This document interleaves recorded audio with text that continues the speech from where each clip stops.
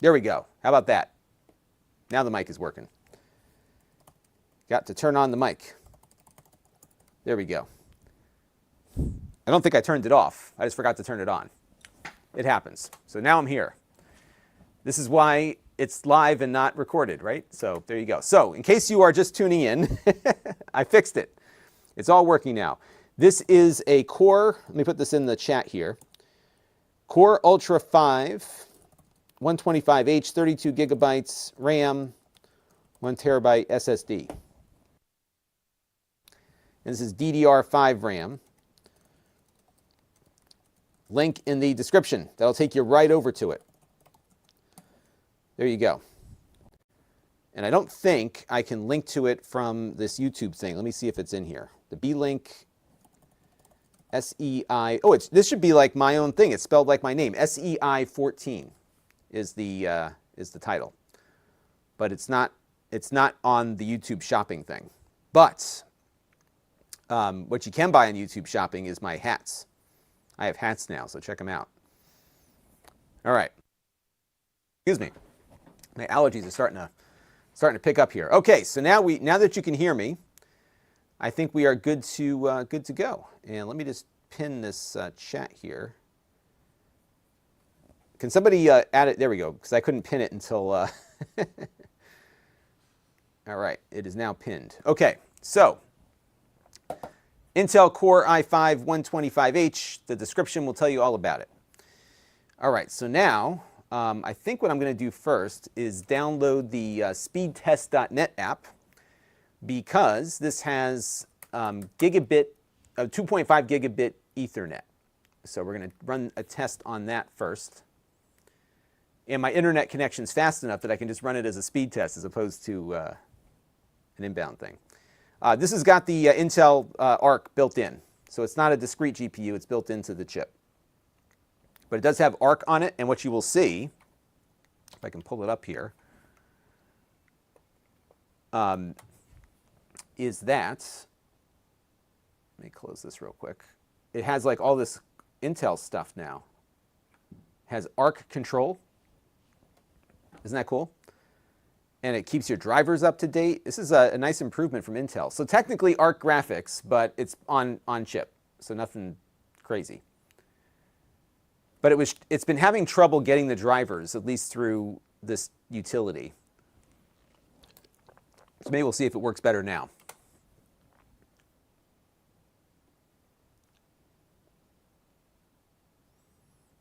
Yeah, it's a little on the pricey side, but that's what this is a higher end one. So we've exhausted the lower end ones. I've looked at all of them, at least most of them. But this is what a little bit more will get you. Now, shop carefully, because you might be able to get a laptop that's configured the same, for just a little bit more maybe. So keep that in mind.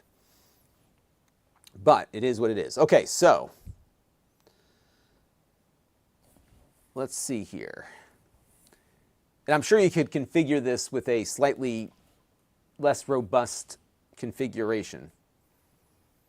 But that's what it costs. So why don't we load up the speedtest.net app.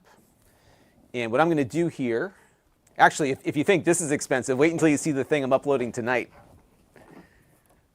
The one tonight, it's a $3,500 laptop, but it's really different. It's the most different laptop you will ever see. I'll leave it at that. That's why I reviewed it, because it's like, this is cool, because I've never seen something like this thing, and never will again. So that's the teaser for tonight's video. 6:45 p.m. Eastern. Tune in. All right, let me get my B-roll set up here. So this is going to be new folder. We're going to call this Beelink SEI 14. I should make my own mini PC at this point. I've reviewed so many of them. I know what people are looking for. All right, let's see how it does on the speed test. As expected. At least on the downstream. Let's see how it does on the upstream.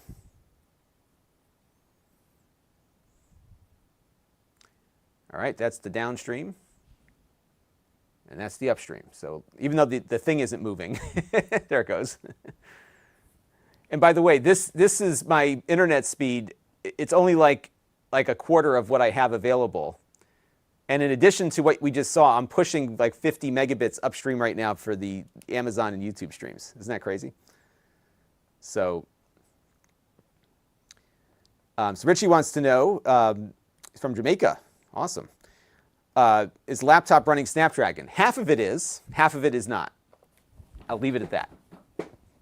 It's pretty cool. All right, let me just get my clip logged here, and then we'll move on to the next thing we want to check out on this system. So Beelink SEI 14, and this is 100 speed test.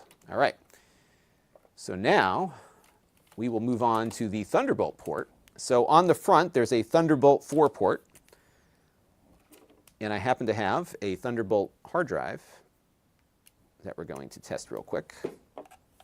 Make sure. So one of the things that I found with these is that these Thunderbolt 4 ports don't always...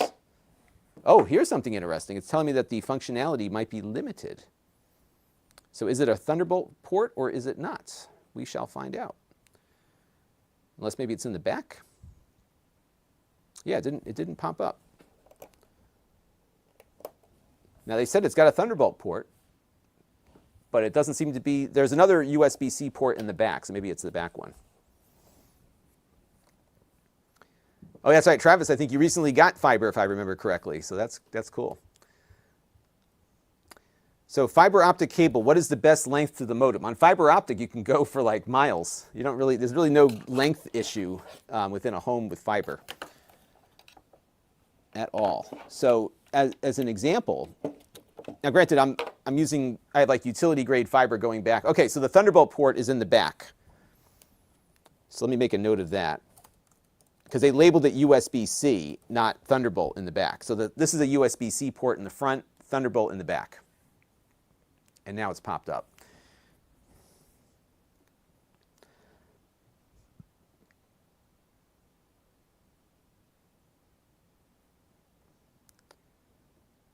So 2 computers with the exact hardware but are made by different vendors. What secret sauce one vendor uses to make its version run better?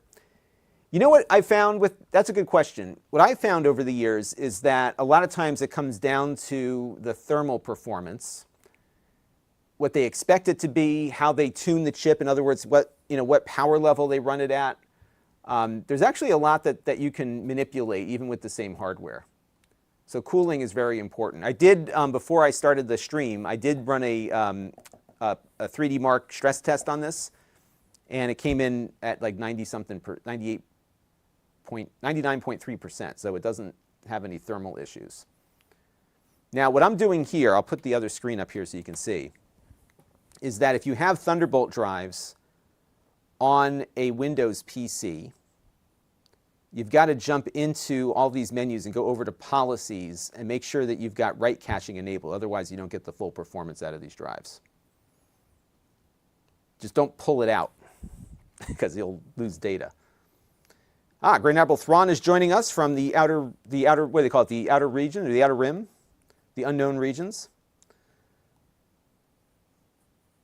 Yeah, you can get some really good deals on Ryzen mini PCs, and they're priced to move. So we looked at, I think about a week or two ago, one of those GMK techs that had a nice Ryzen chip on board. And I've got to get rid of stuff again, so stay tuned. We'll probably have another liquidation. So, you know what's funny? I find more bloatware on the name brand PCs than I do on these mini PCs now. So I generally don't see any bloatware at all on these. Beelink is one of the more consistent brands that I've seen over the years. And I say years because they have been around for a while. So they're the one, like, if I recommend a brand to people, Beelink is usually my top one, and then lately GMK Tech, just because their quality has been consistent.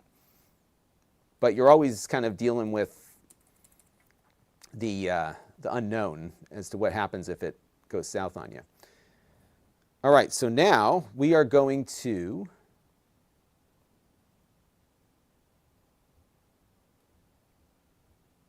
run a speed test on this drive here to see how the Thunderbolt performance is. So let me pull up that screen here.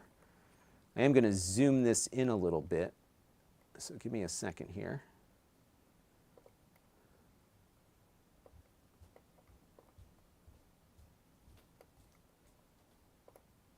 All right.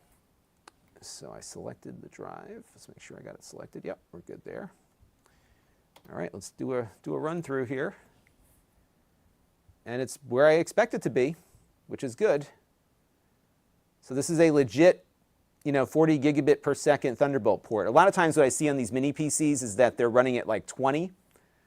So your performance is not usually so good, but here it's running at what I expect out of the Thunderbolt drive, so good stuff. This drive gets a little hot, so the write performance declines a little quickly on it, but generally I just put this in just to see if it's running at the full bandwidth or not. And this will generally be a good indicator as to whether or not that's the case. So is Dell PC good? I think generally Dells are good. It depends on what you're looking for. But you never can go wrong with a name brand PC. With these, it's a little riskier because these are coming from a company overseas. You may not have the same level of support. So that's the kind of stuff you got to think about. All right, so we're good there. What else do we like to look at? So I am going to install DaVinci Resolve. I forgot to install this earlier. But what I like to do in my reviews is look at how these handle video editing. Now, you're not going to edit like, you're not going to be able to edit something like, like a higher end YouTuber. So Marcus Brownlee is not going to edit videos on a Beelink mini PC. But this channel could be edited likely on a Beelink mini PC. So we'll take a look and see how it looks here. All right, so we will install DaVinci Resolve here. Sorry I didn't install it ahead of time. I have a list of things and I forgot to list that. And I make some notes on my laptop here. Network speed test, Thunderbolt test. And then we'll do the video editing. These things, by the way, make great emulation devices because they can run like the GameCube all the way up or down. Maybe we'll look at that. All right, DaVinci Resolve.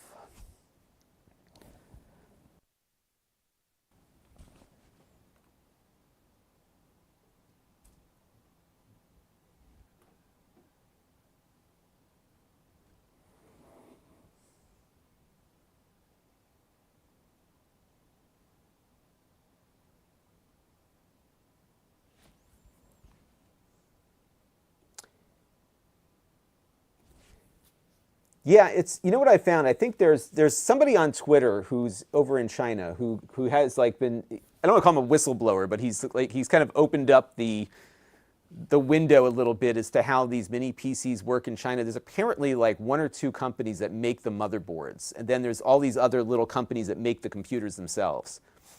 I suspect Beelink has probably got the most vertical integration out of all of them, but yeah, there's really no standard that is out there for normal people to get access to, I think.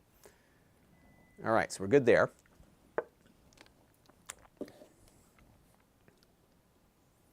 So I've looked at doing a little bit more. The problem is that I don't get a lot of traffic on any of that stuff. So what happens is that I'm buying these things and nobody's watching the videos, and it's not, it's costing me more money than I'm earning. So I've shied away from that. The trends kind of move back and forth a little bit, right? So I think, unfortunately, I think handheld PC gaming is a real niche that, unfortunately, YouTube is punishing now, because if you step outside your normal content area, they don't even show it to your subscribers, and it drives me crazy. So case in point, my most recent video that I did. So here's like a great example of this. I did a post, a community post the other day, because I took my first flying lesson, which was awesome. So I put the post up there on my community thing saying, hey, I went for an airplane ride. I might do a little bit of content around that. What do you think? I had a lot of good engagement insofar as comments were concerned, a lot of likes on the thing. So I was like, oh, wow, well, the video that I'll put up, documenting what I just went through might be really popular. And it was like 9 out of the last 10 that I uploaded. It doesn't even show it to your subscribers if you step outside your normal niche. So you get pigeonholed into this one area, and they want you to, like load up a bunch of other channels because their algorithm isn't smart enough to do what it used to do. unfortunately. So what I'm doing now is I'm just pulling in some imagery here. But yeah, so I did something on aviation, stepped outside the box, and boom. So I haven't done something with Mr. in a while, but I am due to, because I recently I upgraded my casing. I got one of these Mr. add-ons aluminum fanless cases. So I was going to do a whole video. I just have to have time to shoot all the B-roll. I'm going to do a whole video about my current retro gaming setup and how I am retroing is how I'm going to put it. Because to some degree, I've stepped backwards a little bit in the sense that I'm really enjoying playing older video games on CRT televisions. Like that's been, so I hook my Mister up to my television upstairs, which has been kind of fun. So I will be, it's on my list of things to do, which is, I'm going to get to it soon. I just need, what I need is this time to, what I need is like time where I've got a bunch of stuff in the hopper so I can take the time to do all the B-roll and stuff. So, but thank you for watching the latest video, Albert. And subscribe to the Flight channel. So 96 people did subscribe to the Flight channel already. I have nothing on it yet. So I'm gonna upload a longer version of the video that I did the other night because I did not include everything that I shot in that video. I did a little thing on 4Flight, which is the iPad app that you use in your airplane. It's actually a really cool app. So that's going to be in the longer one. That'll be going up on that new channel. And then I'm taking my next lesson next week. And then I've got to figure out schedulings. My instructor does other flying, so it's a matter of slotting things in. And she's got a couple of other students that are nearing the end of their journey, so they're getting their hours built up. So I just got to slide in my schedule a little bit better than I have been. But it's addicting. Once you get up there and you get a feel for the airplane, it's like, wow, it's really... I'm going to skip this version for now, but I will download it just so we have it. So, by the way, 2.3 gigabytes per second. Like that. Back in my day, it was like, if you want, I remember when the day Doom came out, I had to dial like long distance to id Software's BBS in like Texas. It probably cost me like $5, $10 in long distance phone charges to get that stuff brought down. Here it's like, boom, here you go. All right. So let's go over to the desktop here. Oops. I have two videos that I'm going to just do a quick little edit with, and we'll go from there. Grand Admiral Thrawn says, I will say, I managed to land the plane, and my instructor told me that I did 90% of the work. So that was pretty, I was pretty happy with myself. And when I mentioned this in the prior video, it was actually easier to fly the plane in real life than it was in Flight Simulator. It's bizarre, but I think feeling the forces that you're working in is a very different experience.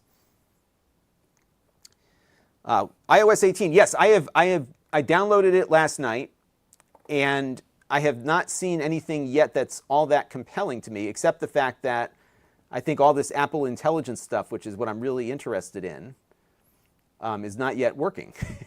So that's what I think the big deal with iOS 18 is, and that stuff isn't yet functional. So,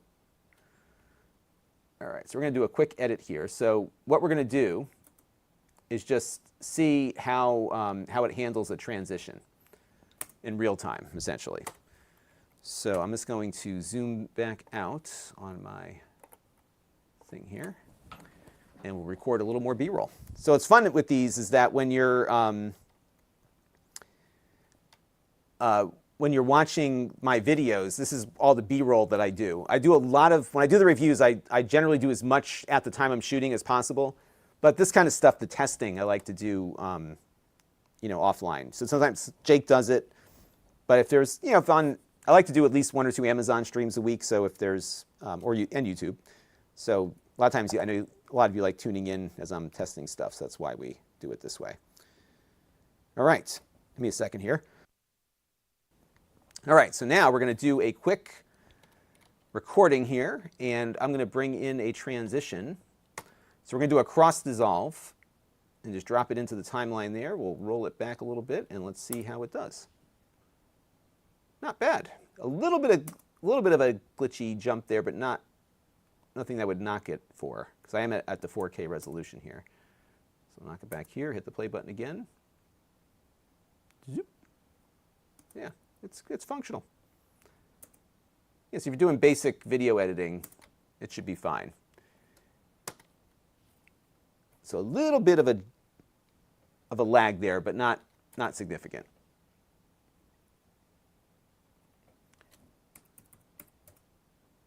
And I think part of it might be the fact that we're outputting the display at 4K 60. Yes. Let me see what we're set to. Yeah, 60 hertz. All right, so we got that done. Let's mark that clip off, and we'll continue on. So we'll call this 200 DaVinci. All right. And I think what I'm going to do real quick here is, actually we'll do, I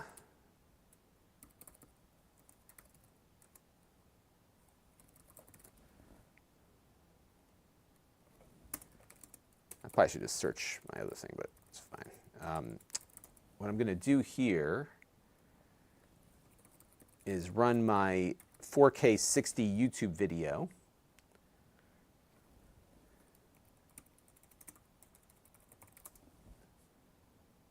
Here we go. Okay, so why don't we get this set up here? And what I am going to do is I'm going to zoom in my screen here a little bit. And we're going to grab the Stats for Nerds as this runs. All right, so pull this up. We're going to go skip the ad. I have YouTube Premium on my main YouTube account, so I never see any ads anymore. And I really, and I know people like balk at having to pay for Premium, but I really like Premium. All right, let's go to 4K here. Go full screen. Get rid of this message up here, and we'll go pull up the Stats for Nerds. So we'll probably see some drop frames here initially, but it seems to be doing fine. A lot of times you'll see those frames dropping long before we get through this part here.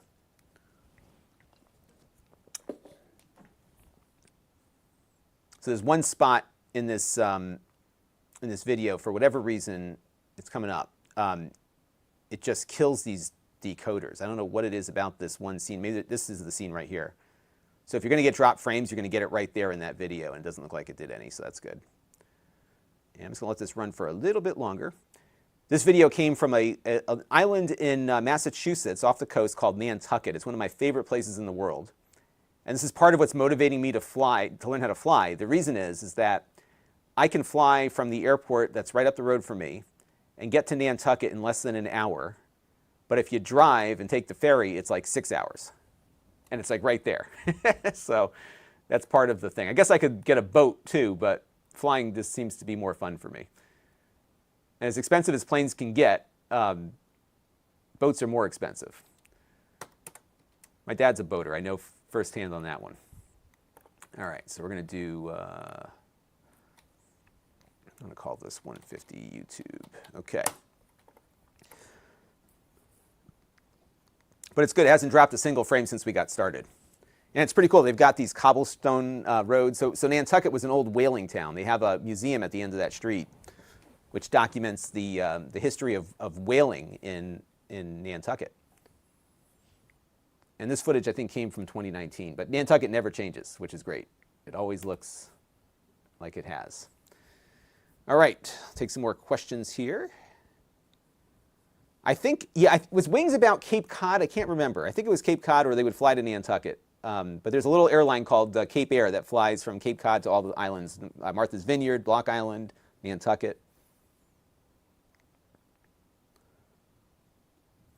Yeah, so if you feel, I don't know if you've tried the VR mode in Flight Simulator, but it depends. The plane that you would likely fly for your first lesson would be either like a Piper Cherokee, which is what I'm flying, or a Cessna 152 or 172, and they are very small inside. So it does take a little bit of getting used to. Travis is into the YouTube Premium too, just like me. And so does Ziv. And thank you, Div. Yeah, I did 2 Plex Pro videos this week. Hopefully they were helpful. I did a different version of one that I already did, and then the captioning one was new, which was fun. Because they had given me some ideas that they were thinking about, and that was a fun one because I wanted to find a captioning, a transcription tool, and the one I found was called Vibe, and that works across multiple platforms, and it uses the open source Whisper engine to do the transcription. It's really good. So Ziv is also considering an iPhone 16. So I have one coming in. I don't think I'm getting it on release day because I didn't order it like at the right minute. But I will definitely share my experiences. I've been very happy with my 15 Pro Max. It's probably one of my more favorite iPhones, believe it or not. The video quality is just outstanding on it. It's a really good phone. So yeah, flying versus driving. And I'm already seeing like all the little airports that are near, like even around here in Connecticut, I could get around so much quicker. Fly in, Uber. The only problem is like you can't just get in your plane and go. You've got a checklist. You got to check the fuel. You got to check the flight surfaces. So you've got, you know, a good amount of stuff that you have to do to be safe before you get flying. So it may not always be a time saver if it's a close drive, but and I guess on the fuel cost, it's a matter of what kind of plane that you're flying. So if I remember correctly, I think the Piper, let me see, Piper Cherokee, so I'm flying a Cherokee 140, and it depends on what RPM you're at, but the Piper 140 generally does 7 to 9 gallons per hour. And it takes about an hour to get there. So you're looking between 7 and 9 gallons, depending on how fast you're running the engine. So a little more than a car, for sure. And you're using airplane fuel, which probably costs more. So yeah, bust out another 1,000. I think aviation seems to be just as bad. Although it's funny, and I guess it's the same for boating, but the price deltas between the current version of a plane, so like a Cessna 172 today will run you like $300,000. But you can get an old one for like, I don't know, 45, 50. Like that's what some of the lower, oh, hey, you know, I've been meaning to email you, Handheld Obsession. I am going to email you because I remember that you were fully certified and you were an airline captain. We talked about that at Retro World Expo, so I've been meaning to get in touch with you about that. So yeah, I was just trying to, I got to get through the next couple of, I'm going to do it. I just need to, before I buy any airplanes. I've been looking around though, I'm like, wow, it's actually, you could actually get an airplane. It's not like, you know, $1 million proposition here. You can get one for about the price of a Tesla. So that's kind of exciting. So that's it. Yeah, there's some things that I would like to see in YouTube Premium that are not currently activated. What I really want is them to do a commission, you know, affiliate deal for us YouTubers. We could sell more subscriptions than anybody. All right, so now we have all of my basic testing done. And what I want to do now is pop this drive out. And we're going to plug in we do some gameplay footage now. So we're going to pop in my game drive. And one of the things that I love about Steam is that you can put your games on an external drive and just move them around quickly, which is what I'm doing here. And what we're going to do is go into Settings. And let me reset my full screen view here. And in here, we are going to go over to Storage, and we're going to add another location.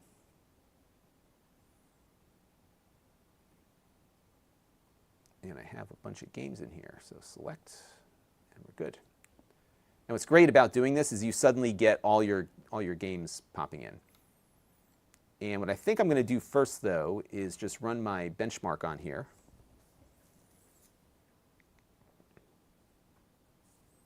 Yeah, so that's a very good point. So that's the one thing, is that you've got to look at, like the way you look at your depreciation on an airplane is that it's more than just your fuel cost. You basically got to pay in towards your annual and your engine rebuilds and all the other stuff. So like the plane that I'm flying is a 1969, but it's got a brand new engine with like, excuse me, like less than 500 hours on it. So as long as the airframe is good, you can just keep swapping the engines out. And you know, it's funny, unlike a car where you've got the transmission and all this other stuff under the car, in the plane, the engine is just like connected to the propeller in the front with all the stuff, the throttles and whatever. So, wow, so Handheld got a 150 a while back for 20 grand. Yeah, there's so many planes that are like affordable out there. The problem is I'm at the worst possible stage in my training because I've only had one lesson. and I'm like, ooh, let me go buy a plane. But it might be easier because the way my scheduling has to work with my instructor. I got an instructor that I know, I've known for a while. I trust her a lot. I would not go up with anyone else. But I have to get a time in which she's available and the plane's available. So that's the tricky part. And a lot of her students have their own planes. So what we're going to do here is run the 3D Mark Time Spy benchmark, just to get the number on that.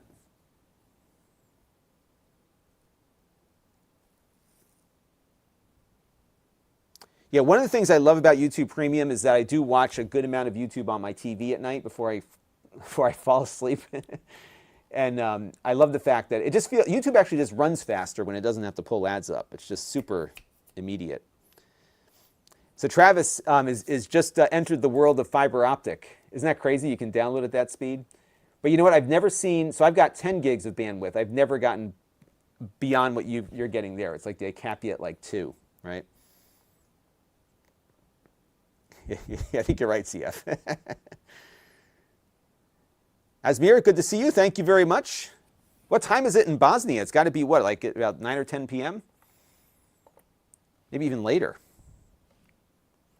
I was a little bit closer to you. I was in Germany not too long ago, but not quite all the way over there. But thanks for tuning in. And yes, Beelink has got a bunch of AMD options. I think they've got a new one with one of those AMD AI chips on board too. So what we're doing right now, everybody, is we're just running my Time Spy benchmark. I just want to see where this thing comes in versus other computers. I expect it will be pretty much where we've seen other chips of this variety fall in. Oh, it's 9:01, not too late there. So you're about 6 hours ahead of me, which is funny. That's the same. Is Germany was 6 hours? I think Germany was 6 hours too. Yeah, it was GMT plus 1.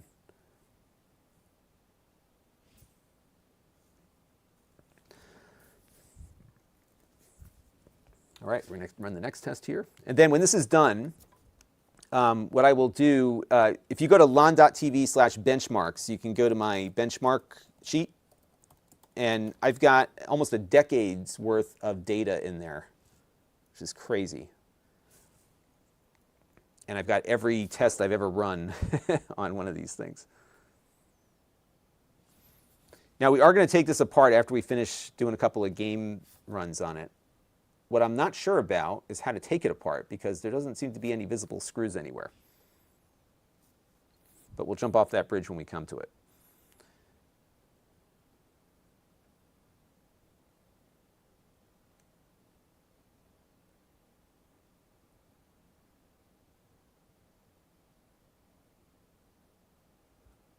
All right. This will be done in a minute. Yeah, Launchpad McQuack. I used to love that show. That was good stuff.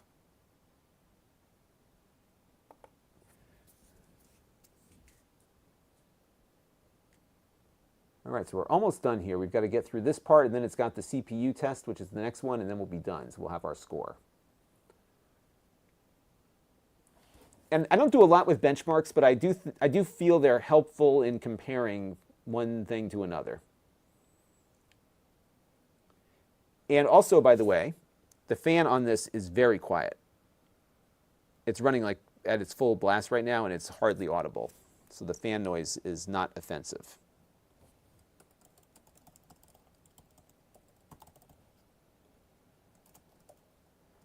All right, we got a score. What is that score going to be? 3649. Again, Lon.TV/benchmarks. You can see my spreadsheet that I've got. with a decade's worth of data. So this device, I'm looking to see where my other Core 5s, yeah, it comes in, we looked at a GMK Tech NUC box recently with the same chip, and the score I would say is within the margin of error, although this one did a little bit better. So this is the Beelink SEI14 with a Core Ultra 5 125H, I believe. Yep. And we got a score of 3649. And our, I'm looking through our frames per second here, 21.47 FPS, 18.96 on the second test, and on the CPU test we got 30.51 FPS. So this is about where I would expect it to be. Of note, this is about the performance of a GTX 1650 GPU. Isn't that crazy? It just shows you like the competition between AMD and Intel has been so good for the market that you can now get one of these things that can actually run stuff. So we got that. I'm going to put the other Core Ultra on here. So the GMK NUC box. Oh, it looks like that ZenBook I reviewed recently also had one of these on board, so we'll throw that in the mix. Oops. And if you're curious what I'm looking at, if you go to Lon.TV/benchmarks, I see one person's in there. You can see my full spreadsheet. And the different benchmarks I have are tabbed below. So I've got like disk speed tests on there, all sorts of stuff. And let me see if I can find one of my recent Ryzen machines here. Yeah, I'll put the ROG Ally in this mix because that's kind of a comparable AMD machine.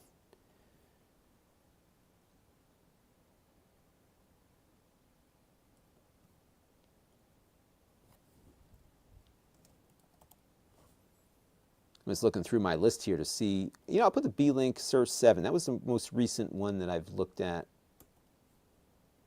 from them. That was 3258. Let's put that one right in here. So I haven't looked at any of the new AMD-based devices just yet. So I'm sure we'll see better scores as we get some of those in. Yeah, it does look like a Mac Mini, doesn't it? I bet you that's what they're shooting for. It's like, hey, Apple sells machines that look nice like this one, so let's do the same thing. All right, so now I'm going to pair up my trusty game controller here. This is my 8BitDo Pro 2. And we're going to do a little test run here.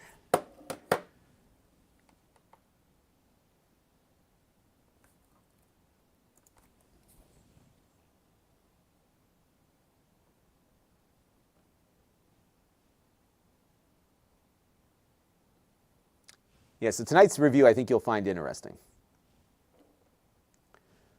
All right, we are connected. And now we're going to do a little Red Dead Redemption 2. I'm sure I'm going to have to log into a million things, so give it a second here to get all that going.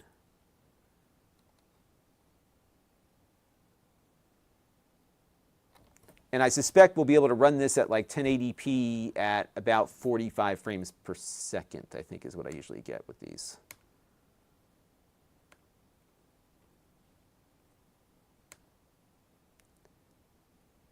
I mean, it's nice having it on the SSD so I don't have to reinstall it every time, because otherwise you're downloading 100 and something gigabytes worth of stuff. Yeah, you know, some of these AMD mini PCs actually do okay as Plex servers. I did a video about it a while ago, but it's hit or miss. So for example, when we looked at that Ryzen-powered Synology NAS, it did not work with hardware transcoding, but the some of them do. Like I have my ham radio computer over there is a Sur 6. It was like one of the old, or 40, it was, whatever it was, a Beelink from a couple of years ago with a 4800 series Ryzen chip, and that one did great. All right, I got to log into my Rockstar account here, so give me a second to look that up. I log into my Rockstar account so frequently. Every time I log in, I'm on a different computer. I just don't have time to play the game. So I run it, see how it performs, and then... So I have all these hours in this game, and I've never actually played it beyond just running a test. All right, let's see here. Make sure I got my password in correctly. Let's see if it takes it. Okay, so now it's going to send me a verification code.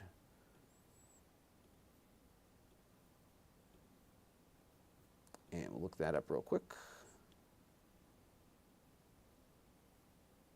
I get a lot of email. 063046. All right. That's not my password, by the way. That was my verification code. Okay, so now we are logging in.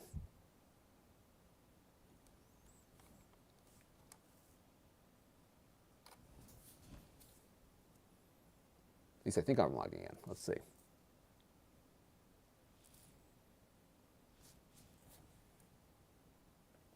Yeah, so on this topic, so AMD's figured out a way, at least on some of their chips, to emulate what QuickSync does, so at least to the point where Plex thinks it has QuickSync available. I don't know how they do it. It did work. I tested it, but it's not something I can recommend because every one of these things is different. You know, as you have a driver update, it blows everything up. So I've been basically saying if you want QuickSync, get an Intel. Save yourself some aggravation. It's actually password 1234. That's the one I use most of the time. All right, so now we are loading up here.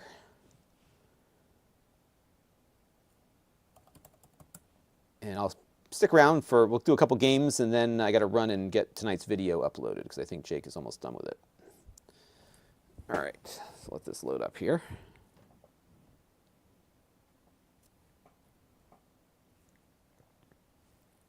Never enough time in the day. You know what it is, too? There's a lot that you have to, like, get set up first before you do anything. Even a live stream, like, oh, I got to get this, I got to get that.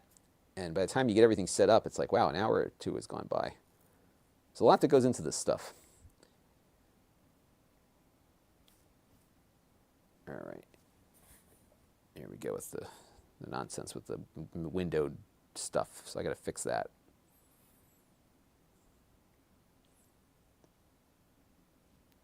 The settings for these games is always a pain in the tuchus. We're gonna go over here. I'm gonna run this at 1080p.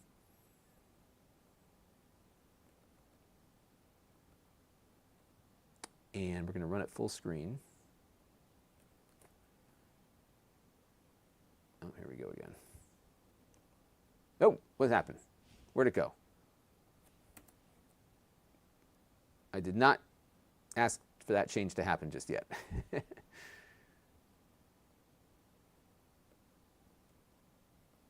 1080p. I'm going to make the same mistake I just made. Full screen. Okay, there we go. And as far as the graphic preset, we're going to run that as low as we can. We're just looking for a baseline here. Okay, so now we're going to apply changes, and we're probably going to have to reboot the game because this happens all the time. There we go. Now, oh, actually, it fixed itself. But, you know, I am going to reboot the game just to be safe here. And let's go and set the FPS counter on, top left. Okay.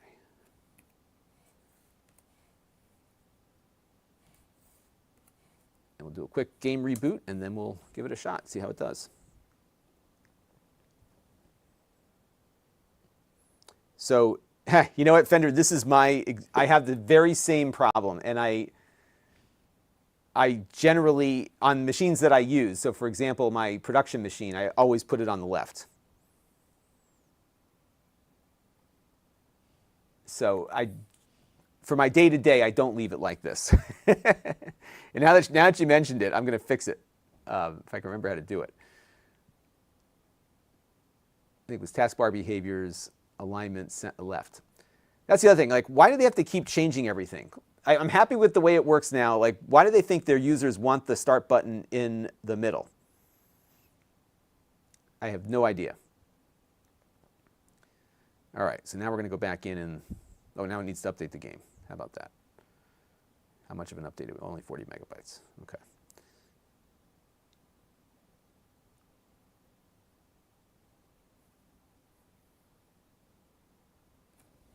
So AMD calls their QuickSync, by the way, Video Core Next. I just think the transcoding is amazing. It really is, especially when you can get it to run on a computer that's like $150. That's mind-blowing. So BB Garnett keeps his taskbar and everything at the top. But you know what, though? That's how Macs were for a long time. So for a short time, I used to run Windows 95 like that. So one of the things I loved about Windows 95 is that it finally had a Finder level, like the Explorer was built in to the OS in a way that mirrored how the Mac worked. In other words, you could jump into a folder and launch an application. And so initially, I actually did the same thing. I put my start menu at the top because that's how the Mac worked.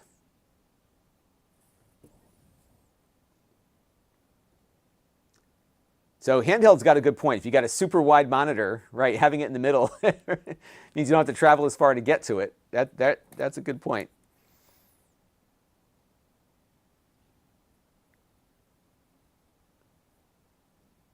All right, so now we're going to get into a little Red Dead here. And I'm going to record some B-roll. Now remember, this is running off of the Intel graphics. This has the Arc GPU, which is built into the processor. This is the 125H.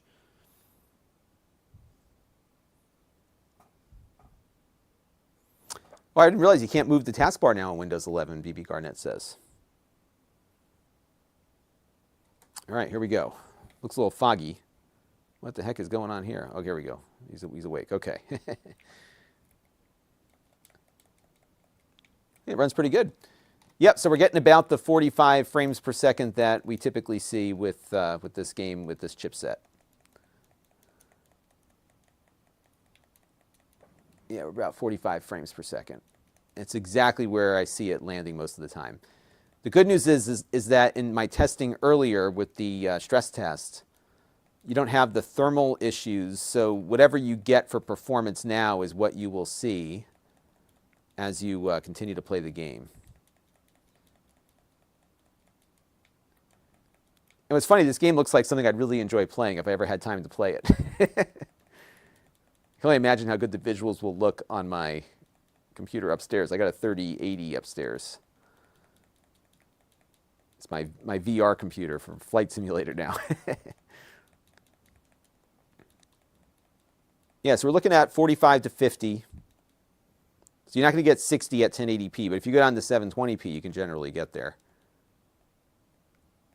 Are you able to like hop on a train in this game, or you have to steal horses?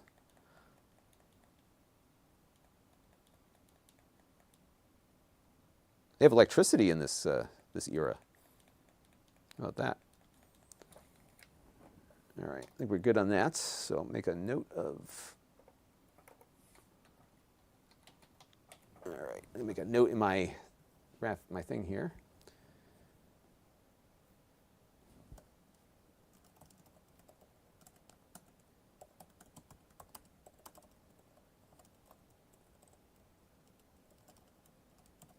All right, okay, we're good there.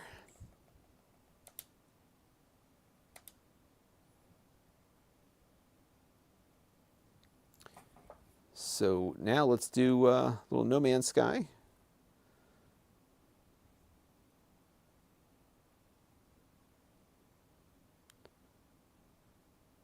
Sync up my save game here.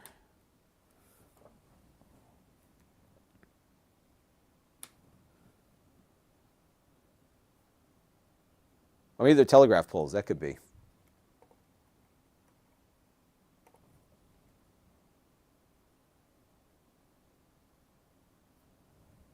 So Adele, I'm happy to test it. Can you send me a link for where I can find a 422 HEVC 4K file? The one issue I have continually with these mini PCs, which drives me crazy, is that HDR is just not working properly the way it does on the Shield. So that's a problem. But yeah, send me a link where I can find one and I'll test it out for you real quick. And what player you like to play it in? I'm guessing VLC.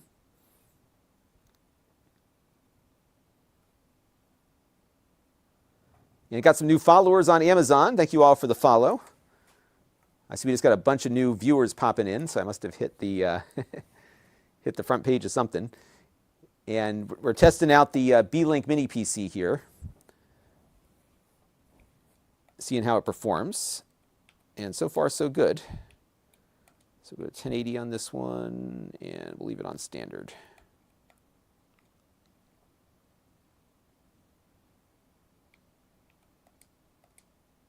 All right.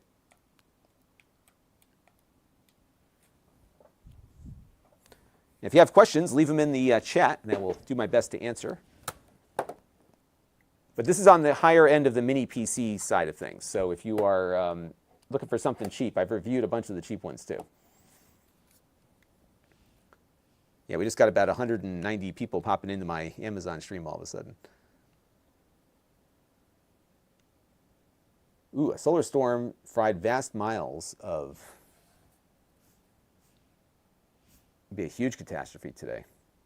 That's one thing that fiber optics really protect you against, is that sort of thing happening. Granted, the electronics on either end of your fiber optic string could be an issue, but it's pretty crazy. The longer the wire, the more it resonates.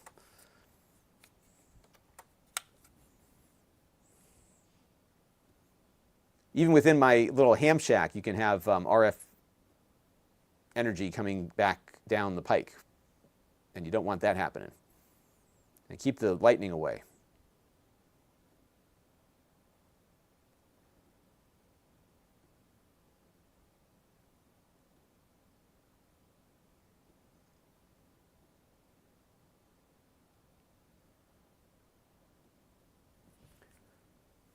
All right, we'll let this load up. This always loads up like this. It's always a little jumpy, but it usually improves after a few minutes.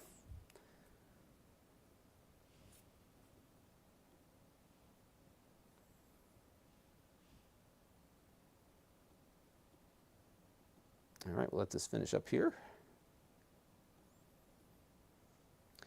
And we are just about to hit the 55-minute mark where YouTube drops me off, so if it lags for a minute, I'll be right back. It's like clockwork. You can set your watch to it.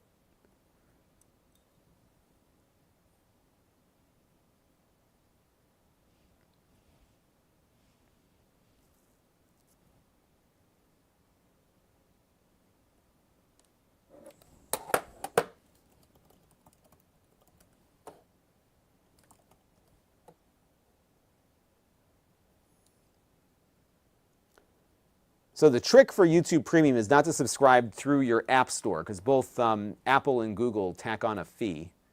I know Apple does. I don't know about Google. So if you subscribe directly, it's like a little bit less.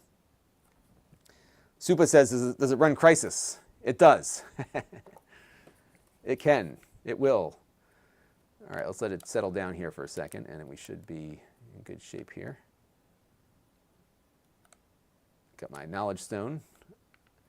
And yeah, what we'll do here is take a quick little spaceship ride. We'll go fly over to my base.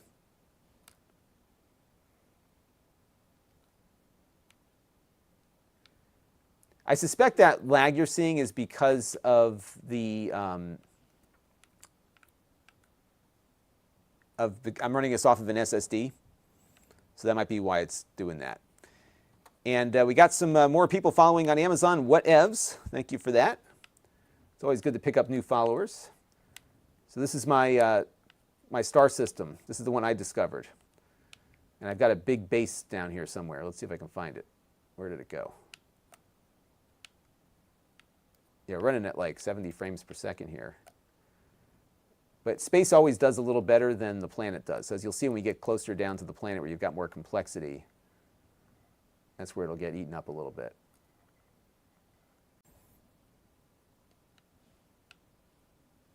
I think we're back. All right, here we go. So now I'm going to do a little B-roll footage here. We're going to land my ship on the at the base. Where'd the base go? Here it is. This is my base. It's still under construction a little bit. It's kind of like the Death Star. It's not quite done. But we will land the ship and hop out, take a look around.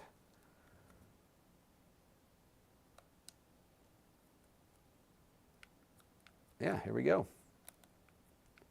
So we're doing about 50 to 55. It's actually doing pretty good, all things considered.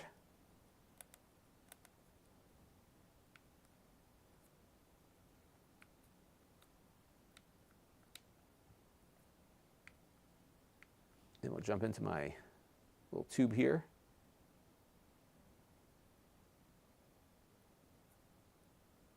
And I set up this really cool thing. They recently changed the graphics in the game. They did like a big graphical improvement. So my water now is red. It used to be blue. But I set up this base where you can like walk through the tunnel here and see all the fish. And I can go down another level, I think. I have to go to the other end of the hallway because this takes me back up to the top. It's a little like immediate transporter deal. And then I can jump through here and go swimming. Isn't that cool? I think. There we go. And I've got another portion of my base down here. Yeah, so the water used to be blue. Now it's red. Not sure what happened there. But they did an update to the game, and that's what happened to it. So.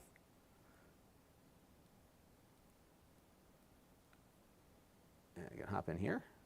Zoop. And I got another tube that goes down that way. It's just kind of fun. You can build out your base, and it's a real chill game. It can be like intense if you want it to be, or you can just have a... And what's really cool, I haven't done this in a while, but everything you see here is playable in virtual reality. So you can jump into your VR headset and just sit by the beach or go into the tunnels here. It's pretty cool. All right. Well, that seemed to work. So we're good there. So yeah, it's tearing just because I'm capturing at 30 frames per second, so I'm sure that's got something to do with it. You kids want to see my, you kids, I'm talking to my kids. You want to see my battle fleet? Let me show you my battle fleet. Let's go back up here. I think I'm back up now, am I? I don't know where I am. Where the heck am I? I gotta go this way. So we'll run through here. And I have a full-on fleet of spaceships. So we'll go up and say hello to my captain, make sure everything's in ship shape. This is the part of the day where I get paid to play video games. How about that? Not much, unfortunately, but... Okay, so now we're going to jump out of my series of tubes in here. I should put a door over here because I can't get to my ship through that spot. I have to go all the way around here. So we're going to run around here, and we'll jump back in the ship, and we're going to check in on my battle fleet. So we'll hop in my spaceship, and then we'll go ahead and leave the atmosphere. And my ship is actually parked out here somewhere, so let's go see if we can find it.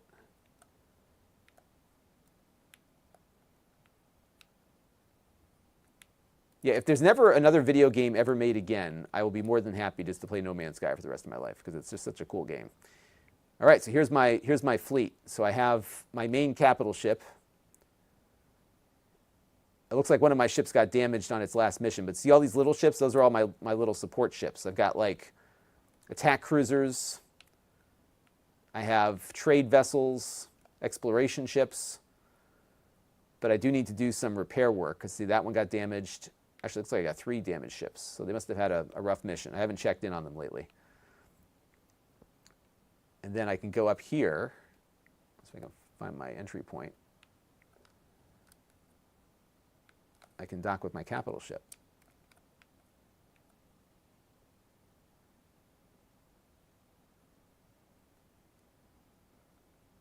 and I landed. See that? And then I can go upstairs to the bridge.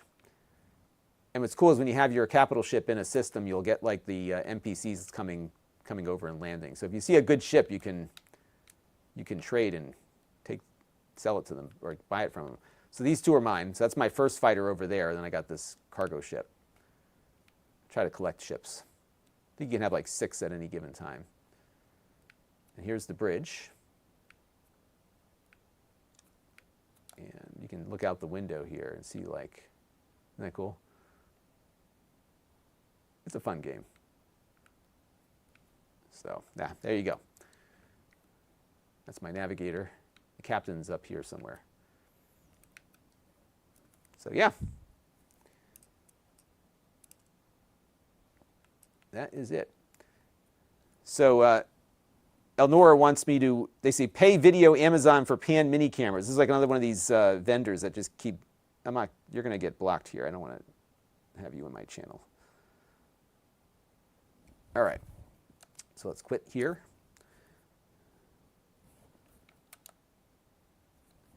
So I would say this is not something you could use in Steam VR. And the reason is that it is not quite powerful enough. It's possible that you might be able to get some of the older VR games to work, but it just doesn't have what it needs. Like you need like a proper NVIDIA or AMD GPU to make that happen. Hey, let's make a note of the games here. So, No Man's Sky.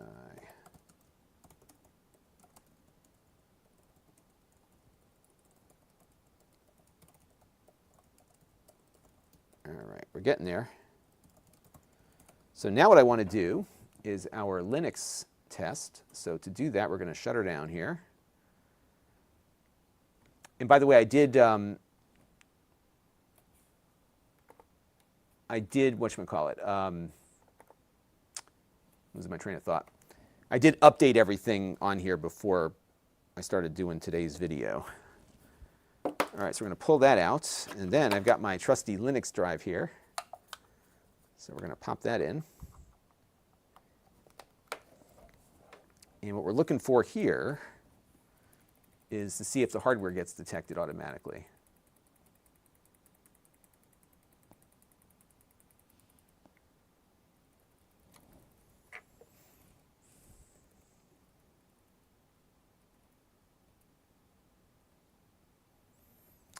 Yeah, it's actually been kind of neat. You've been able to do it for a while now, although I think they've upped the requirements a bit for No Man's Sky, because they did just come up with that new graphical upgrade. So by the way, right now I'm trying to enter into the system BIOS. But I'm not seeing anything yet. And I'm never sure what the right key is for that either.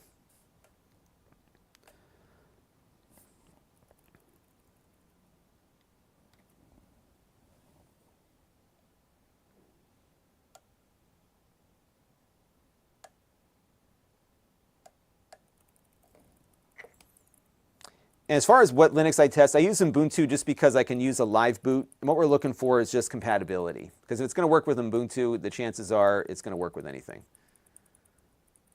Is it F2 maybe? Ah, there we go. Okay. So we're going to do a quick boot here off of the... It's not seeing that drive, so let me plug it into the front one.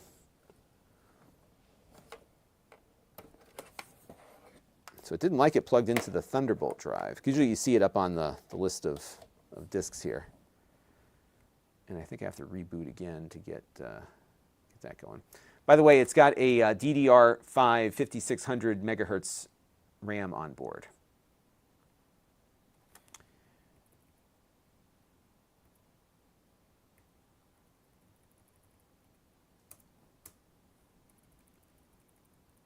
And I'm pushing my luck on my NDI. So a lot of times when the video modes change frequently, the thing reboots or locks up my vMix system. So if I jump off, that's what happened.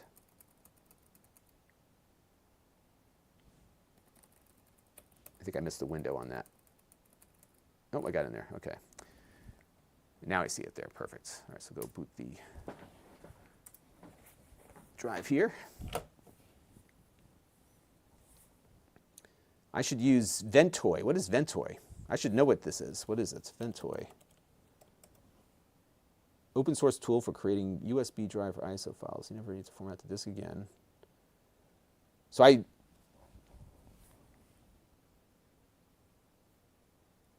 I'll play around with this. I need to learn more.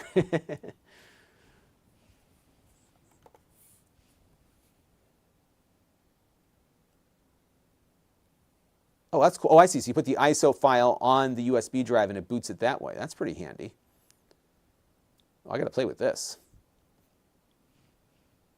So now you give me something to do.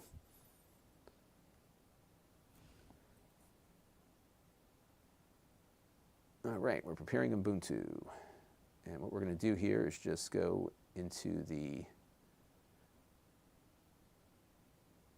skip this because we're not installing anything, and we'll just go to try Ubuntu. Hey, if Mint has an option to do this try thing where I don't have to go through the installation procedure, that's fine with me. All right, so what we're looking for here, now that we have Linux booted, and by the way, I fully expect this to work perfectly, but our Ethernet was detected. We'll double check that. We'll just go in and hit Firefox, make sure we're able to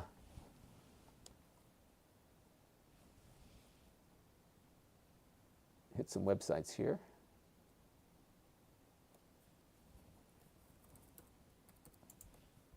Yep, so Ethernet is working. You can actually watch what's live right now. This is now.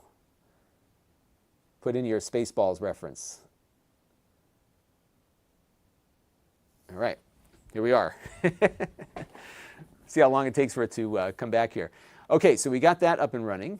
And what I want to look for now is to see if the Wi-Fi is detected. So we'll go into, it doesn't look like it. Let's see.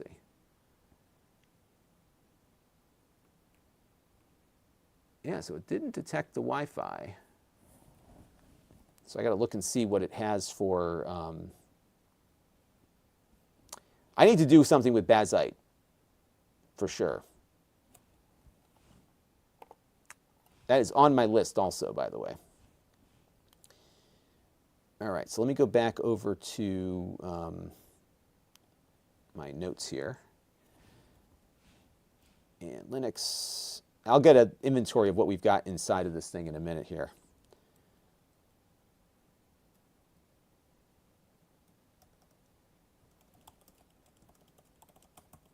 All right, so that's an issue. Now, the next thing I'm looking for is audio.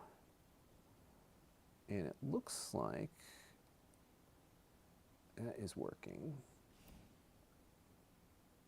Yeah. We're getting audio out of there, so that's working. So it's just the Wi-Fi that it didn't pick up. So why don't we do our...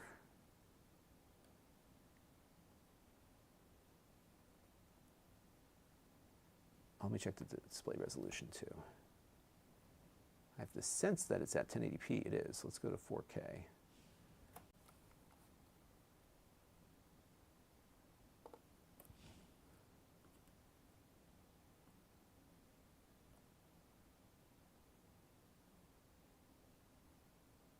All right, 4K worked. And add back in my NDI here. So we're at 4K 60. That seems to be working.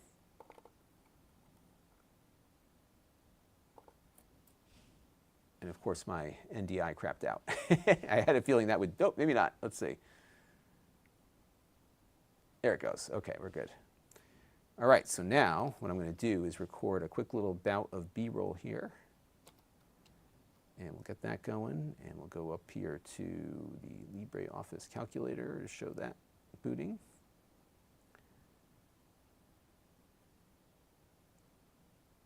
And we're good there. I'm going to try to do this again. Do a little bit more. So we got LibreOffice Calc there. We can pull up another app. Get that going. Pull up the App Store.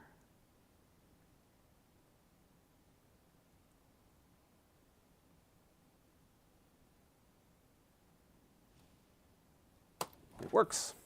Yeah, so we got to figure out what it's got for a Wi-Fi source. So I will look at that. Maddie Millet is joining us on Amazon. Hello there. We're just testing out some mini PCs, or a mini PC. And we got the thing going there. All right, so that seems to work. So now we're going to go back to Windows because I'm curious now as to what it has for Wi-Fi on board, because that was the one thing I didn't get picked up.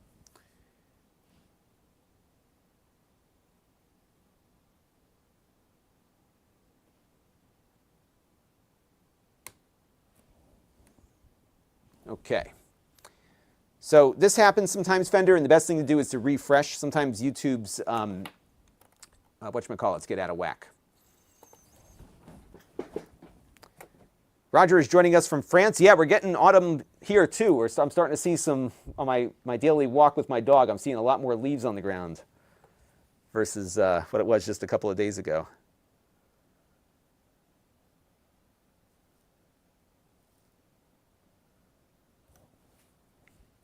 All right, let me go back into my computer here.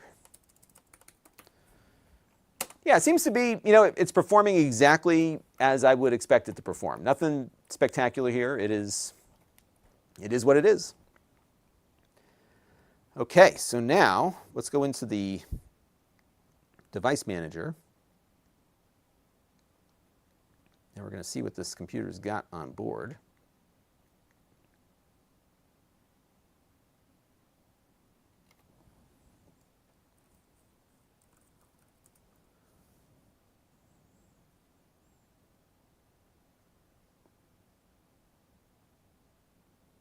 Huh. So it's got an Intel AX200 Wi-Fi board. That's kind of weird. Usually the Intel stuff gets picked up right away. So that is bizarre. We'll have to dig around that a little bit. So Wi-Fi is an Intel AX200. And it runs at 160 megahertz. It's got a really wide bandwidth that it supports too. The Ethernet is your usual Intel suspect here, is a i226V.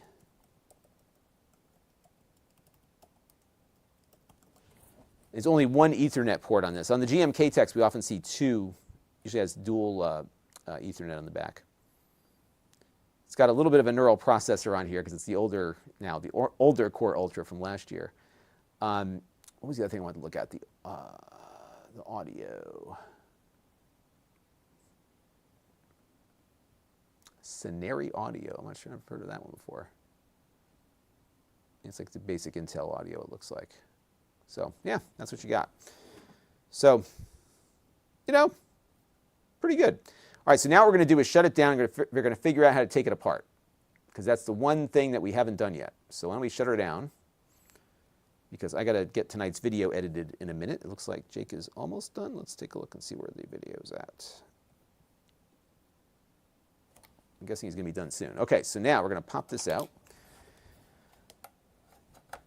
Disconnect everything. By the way, it's a 19-volt power supply on this one.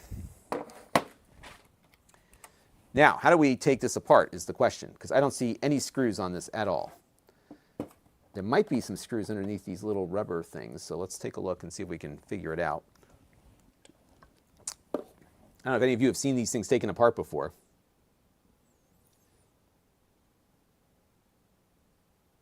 Oh, so Stella had got No Man's Sky when it first came out, and was so upset. Yeah, it was lacking some of the promised features.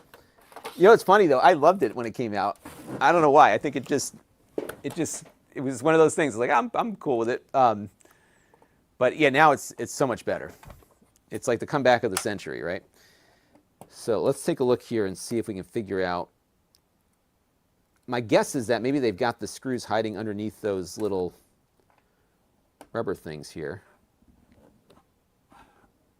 They don't seem to come out that easy. Let me try the spudger first. Maybe it just snaps out.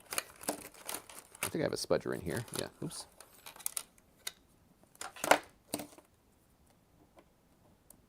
And pretty tight.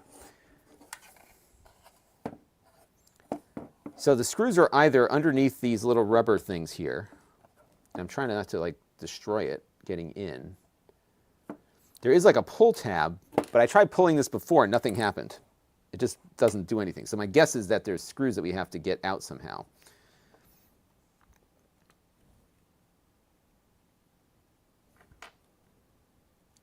Yeah. I am the opposite of iFixit. Just force your way in. Yeah, so why don't we try to get this thing out of here real quick. See if there's anything underneath that. They definitely don't want you getting into this thing, which is weird because usually they're pretty cool about you upgrading it. In fact, there's even inside the instruction sheet. Let me see if there's some guide somewhere before I completely mangle this thing. A lot of times these new ones, there's no support document for it.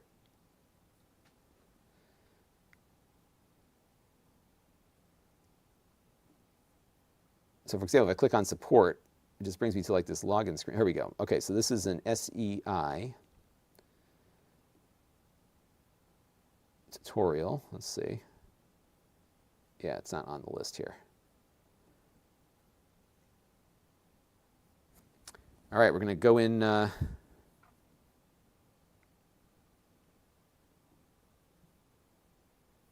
going to go in blind here and see how we do. Yeah, use the force. There you go. So I did RTFM, and let me show you what the manual has on it because it was not helpful. Ugh. So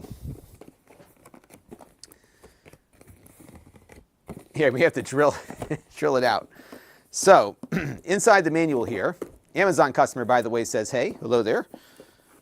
I don't know what your name is, otherwise it would not say Amazon customer. So if I jump into this thing here,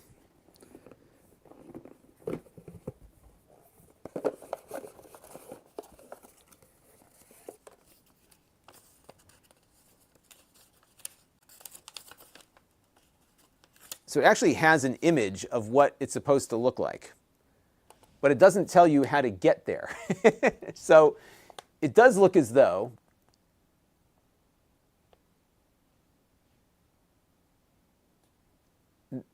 I think in looking at this very small image on here, there are screws underneath these rubber things. So I think that's how we have to get this thing open. But it doesn't have any instructions as to how to take it apart. And your English instructions go, like this is where it ends, is right here. And then it goes to some other language, like the German. So that is all you get. Bailey, thank you for the follow on Amazon. So what we're going to do here is just try to get into one of these little tabs, as Fender Sidekick says, should come right out. So that's what we're going to have to figure out. Let me get I got one other tool that I can use for this. Let me grab my little tweezers, which might be more effective here.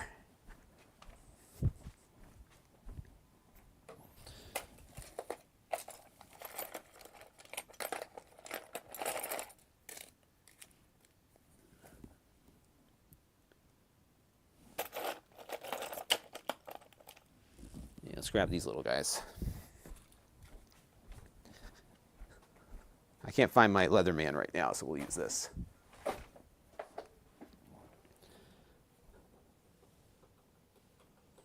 Yes, bent tweezers. Doesn't quite fit in there. All right, that's not going to work. I need to get like, let me get this little guy here. There we go. We're getting in there. I can feel it. Yeah, there we go. Okay, so we just got to claw these little guys out of here. Hopefully you can see this. Now I see screws. And hopefully it's just these screws and not anything else. But it's kind of weird. They don't want you getting in here. Usually they make it real easy to get inside this thing. Okay. So let's get the right bit for the job. And we're going to use my new screwdriver here. So this is the, what do they call this? This is called the Wow Stick. It's on sale for $50. You get all this stuff that you see on the desk here. It's so satisfying.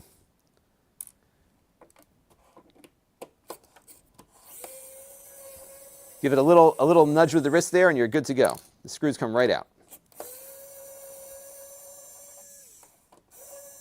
I have to charge it. I haven't charged it since I first got it, but it seems to be holding up so far. And there's a dust cover, as Mark Seward says. Yes, if you click the Amazon link, it'll take you right in there. Okay, that's it. So now we've got, this plate is off. Please, please dust regularly, it says. Okay. So it's got a little dust filter here. So let me do a two-parter on our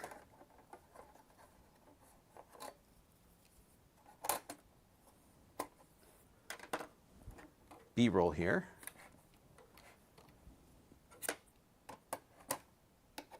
Oh, I see. That's why they have this. Okay, so let's do that. Okay.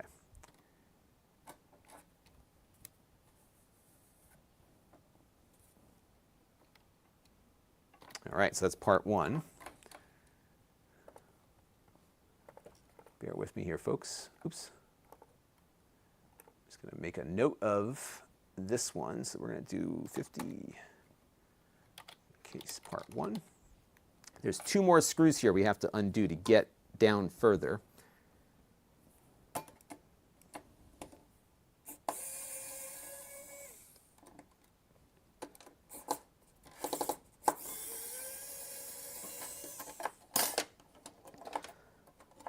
Where'd that screw go? I just lost the screw. Hang on a second. Oh, it's still connected. All right. So now we'll get on to part two.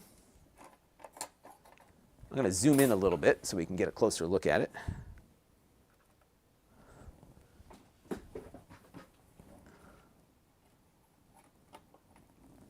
And we got a few more followers on Amazon to thank. So I think I missed Jiyu Nam and Maddie Mellett, and now we have Bailey and Athavan Sentakumar. All right, so now we're going to open her up. Ooh. So it looks like the hard drives are underneath this SSD cooler here.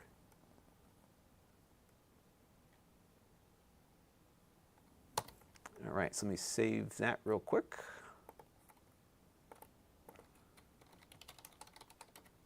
It's pretty. Yes, the screwdriver is the torque of the town. There you go. So the CPU cooler, or the SSD cooler, is screwed in there. If you're curious as to what RAM it has, ooh, it's got crucial memory. Problem is you don't know what they actually ship these things with. But we got 16 gigabytes of DDR5 5600 here.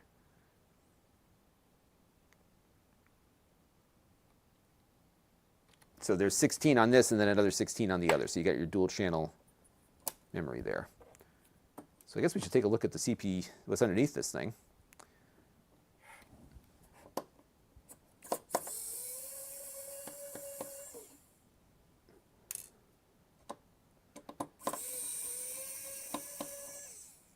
And you've got dual PCI Express 4 for your slots here. And you've got room for another one. So PCI 4 times 4.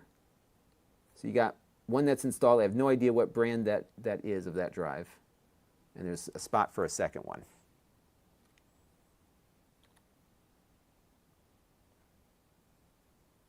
And your Wi-Fi card is underneath one of those drives. All right. So now we're going to put it back together. And hopefully I can put it back together the way I found it. Which way did it go? Did it go this way or the other way? I guess it doesn't really matter, does it? Although it's odd is that this doesn't feel like it actually sticks on the drive. Maybe it doesn't after you screw it down.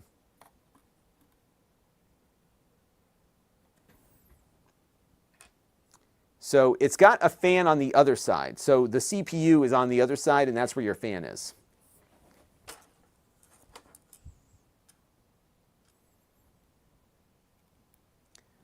But it all feels pretty high quality.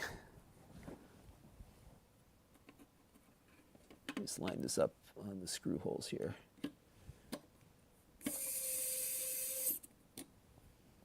And the screwdriver's got a little light on it too, which I think is pretty handy. So there you go. So not too hard to get into it, but they do put a little bit more of a roadblock in there. And they want you to dust it regularly, okay?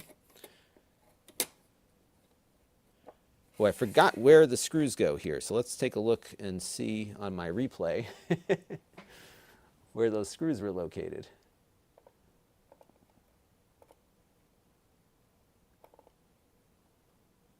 Actually, go to case part 1.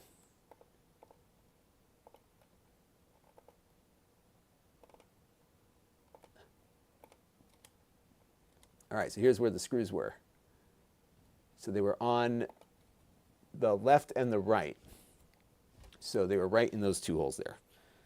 And that's another reason why it's good to record everything.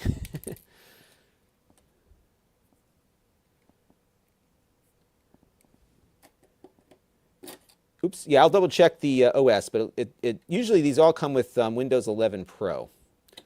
But when I booted it up for the first time, unlike some of the GMK-Tech PCs, it actually has you log in through your Microsoft account. So I don't think they're running off of that loophole that the other ones do.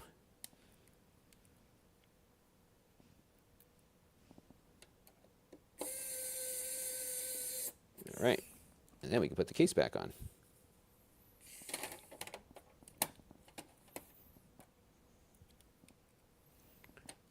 And that's it. Pretty simple. Hit that easy button.